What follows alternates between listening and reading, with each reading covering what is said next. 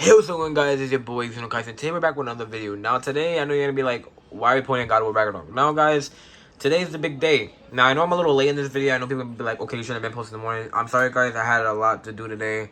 And overall, I was busy doing stuff. Now, today, the amazing day is that God of Ragnarok pre-orders has officially dropped out. And release dates for the PS5 and PS4 exclusively only. And what's another great thing about this is that it is released on the 9th. Now, originally the game was supposed to come out on the 11th. It got leaked that it was supposed to originally come out on the 11th. That Cinemax Studios accidentally, sorry guys, I'm having hiccups. Accidentally posted, and from them doing that, it kind of, everybody was like, so this was original, and Cinemax Studios, of course, took it down when that got shown. And today we're having a great video today because today is gonna be a big day because we finally have pre-orders live. Now, the regular price of pre-order is obviously $70, and I'm gonna be honest with you guys. I'm pre-ordering. I already pre-ordered myself. I already got mine. I already pre-ordered mine on disc. God of Ragnarok, and stuff like that, and it's actually great. Now, there is one big thing I have against companies right now. Now, these two, I think people are mostly going to be picking the standard $70 edition.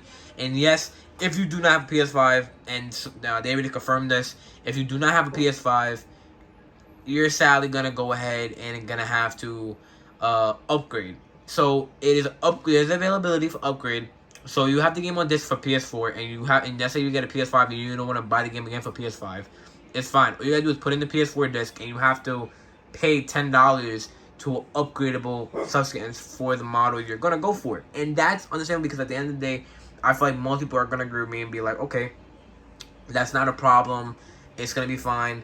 It'll be perfect. Now, as you see here, there's only 2 models. Now, one thing I went at is that once I saw on Twitter posting and all that, and there is a substance that there is 2 editions. There's one that is about $150 range, if I'm not mistaken, and there's one that's on $260. They both come with a steelbook. They have the statue, but one of them has a little bit more than the other.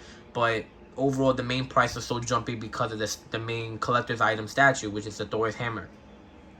Now, there's one that I have against companies, what they keep doing, and this is not just God of War, this is not Cinemax Studios. You do have Guerrilla Games. You have people who keep making collector's edition for copies of video games, and what it is that I'm buying a steelbook. That steelbook, if you don't know, steelbooks are basically the hardcover case, which is so valuable of holding because it's just amazing to have, and just having a case is once in a lifetime to have because once they don't have it no more, they don't have it no more. You're exclusively gonna have an exclusive steelbook case on disc, right? But I'm tired of companies coming out with a big edition, and you're paying about $150 to $150 and up for collector's editions, and there's no steelbook. There's a steelbook. I said that wrong. My fault. There's a steelbook, but you get no disc, and that's something I have against that because if I'm telling me that I'm spending a lot of money on, of course, a game, right? God of War, which is the most hyped up game of probably this year that people have been demanding, and we finally got pre-order dates. Can't believe I'm seeing this right now. It's crazy, and we have to wait. We have to buy a game, right? Collector's edition, if you're a collector's person, but I buy the game on a steelbook, but I get no disc. That is the most scammiest thing that I think companies ever done in gaming because before collector's edition, if you bought a collector's item and it came with a steelbook case, it came the game with disc. Why am I getting a game? Why am I getting a steelbook with no game on it, and I get a digital copy of the video game in the collector's item? I want to have my disc put in the steelbook so it can be hold. But other than that, it doesn't take the glory of this game. This game, like I said, this game is dropping November 9th. I went like around 12 o'clock to pre-order my copy. I got the standard edition. My guy had a 12. We kind of agree with both of the situations. And he was hyped. Now, one thing I would say, though, guys, is that there's been the biggest question that people ask me, is this game getting 4K 60? Well, yes, it is. But hear me out, though. Basically, there's 2 modes. There's it's not a performance mode now. There's a quad mode which is obviously 4K 30. It's probably gonna be the highest 4K there is in the game, which is all the amazing graphics in 4K and just the fidelity of the game will allow us to go out with that next gen look. But there's another option that is a dynamic, not native, but a dynamic 4K with 60 frames.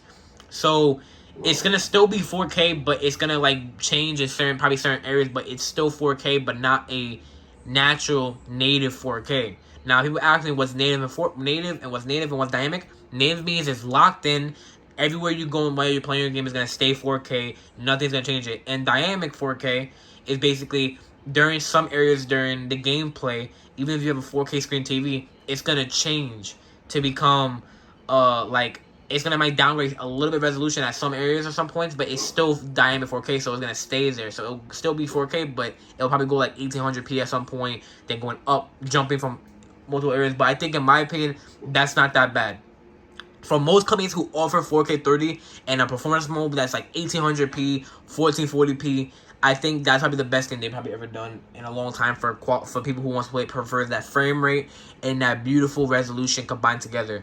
I think that's more of a performance ray tracing in my eyes. What they're going for, instead of just making it just full performance, one performance section and one resolution section, make one kind of like a performance ray tracing kind of style where it still has like dynamic 4K in it, but it still has that 60 frames of boost frame rate with great quality as a mode. Now, the games that come out yet, we'll find out. Probably they'll show gameplay, a little short gameplay of the difference between two modes. There is news that they're going to be showing the differences. But overall, though, like I said, it's going to be great. Most likely, if you're people who have a higher brand TV, like an LG C1, Sony A90J, stuff like that, LG C2, all those high brand TVs, most likely this game's gonna have VRR. It's not gonna be day one. Like, it's gonna probably take 2 to 4 months, like Horizon did. Horizon rocked in 4K 30, and it had an 1800p performance mode, which is basically 3K 60. And then later on there is a VRR mode, which now people can play at 4K 60, having enjoy time playing at 4K 60 and up. And some people say they play at 4K 120, which is amazing to have that game. But like I said, VRR is a big game changer. I feel like hopefully games start keep pushing that, because that could potentially make consoles have that frame rate with resolution and ray tracing without having any difficulty problems downgrading one thing just to satisfy the gameplay of looking more better. Now, I hope you guys enjoyed this video. Now, please in the comments below tell me what you're going to be pre-ordering, what you're going to be enjoying, and what is going to be your buy that you're going to purchase. Now, like I said, the pictures look amazing. I don't know if you can see a clear copy on my phone, but the pictures are just amazing. They look crystal clear. On the console, like I said, I am recording through my phone, which is I'm running on 4K 60 with HDR on my phone as best possible to get the best screen recording. But overall, the game looks stunning and beautiful. And yeah, like I said, I really hope people get their hands on a PS5. This game is going to be amazing on the PS5. But at the end of the day, like I said, if you're a PS4 player, have fun, enjoy. Now, I wish it is as best possible. Please get a next-gen console. Companies are already, going out there saying that they're start making current-gen consoles. It's already been confirmed that Sony is already planning to start making PS4 title games in the future by 2025 to end of 2024. Santa Monica Studio already confirmed that God of War Ragnarok is the last PS4 and PS5 title to exist. So if any PS4 players out there, this is going to be the last game for you guys from Santa Monica Studios. And upcoming forward of the God of War sequels, this is going to go ahead and be the last of it. Now, like I said, I hope you guys enjoyed the video. Please like, comment, subscribe. Please tell me what edition you're going to be planning on getting. What's your opinions about it. And I hope you guys have a blissful day. And I hope everybody who got God of War is excited and can't wait. And love you guys, and bye.